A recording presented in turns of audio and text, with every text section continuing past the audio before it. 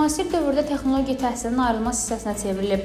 Əvvəllər yeniliklər yalnız dərslərin elektron formada keçirilməsi ilə məhdudlaşırdı. Bölgə TV bildirir ki, bu sözləri açıqlamasında təhsil eksperti Əli Əhmədov deyib. O bildirib ki, bugün isə süni intellekt və rəqəmsal platformalar öyrənmə prosesini tamamilə dəyişib. Təhsil artıq sadəcə kitab və müəllimlə deyil, həm də texnologiya ilə idarə olunur. Rəqəmsal resurslar şagirdlərə daha çevik və fərdiləşmiş öyrənmə imkanı yaradır. Süni intellekt sistemləri şagirdin səviyyəsinə uyğun məzmun təqdim edə bilir. Bu proses dərsliklərin əhəmiyyətinə müəyyən qədər təsir göstərir. Gələcəkdə kağız dərsliklərinin sayının azalması tamamilə mümkündür.